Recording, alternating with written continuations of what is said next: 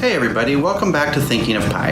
Today I'll be giving you a brief introduction to pulse width modulation, or PWM for short. I'll be talking about what it is, how it works, and why it's important.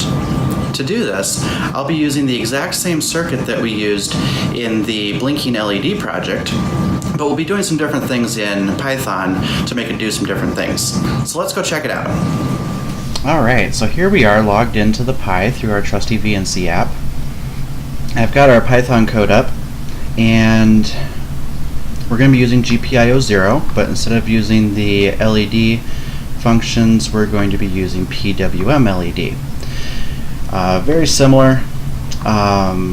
We've got our LED defined as PWM LED on pin 17, and I'll talk about this frequency thing here in just a little bit. And then we're just going to have our function here to tell the LED what to do. We're going to do LED.pulse. And these two parameters are telling it how long to stay on, or not how long to stay on, but how long it takes to come on, and then how long it takes to go off. So the LED is going to be pulsing like it's breathing or something. So let's run this and see what it does.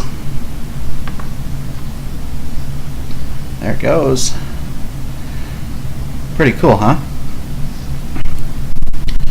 Now, there's a couple different things that are going on here. We're going to be talking about the duty cycle and the pulse width. The pulse width is kind of like digital. It's going to be sending a 1 or a 0, but it's how long is it going to be in that state. The duty cycle is more or less the inferred voltage. The Pi is still sending 3.3 volts to that LED, but if it's doing it more often, then it implies a higher voltage than if it's doing it less often. Then it's a lower voltage, which makes the LED appear dimmer. So if I wanted to change this to, say, 5 seconds, it'll slow that down because the pulses are longer. Not necessarily the pulses are longer, but it's just stretching it out a bit.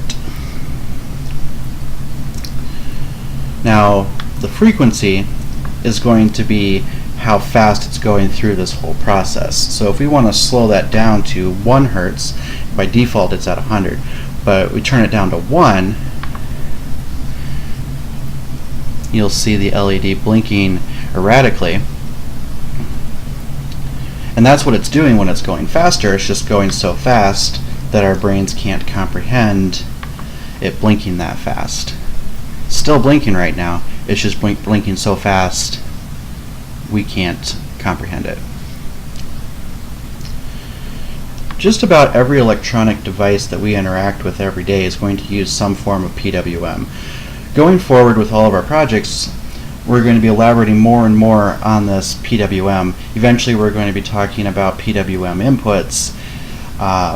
For example, if you wanted to have a thermometer, a digital signal is not going to work very well when you've got X number of degrees between A and B.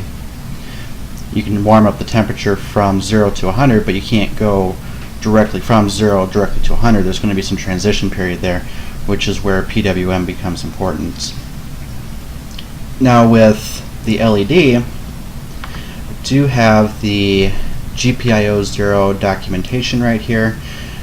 Feel free to check that out. It's got a lot of the same functions as the LED class, but some of these have different parameters, like with blink you can tell it to fade, you can tell how many times, of course make it blink, why not? Next time we'll be looking at a RGB LED and elaborating more on some of these principles with PWM. I think it's going to be a lot easier to see when you start looking at the RGB LED. If you don't know what that is, check it out. It's going to be pretty cool next week. But until then, make sure you subscribe to the channel. Like this video. I'd love to hear your comments. But until next time, I'll talk to you later.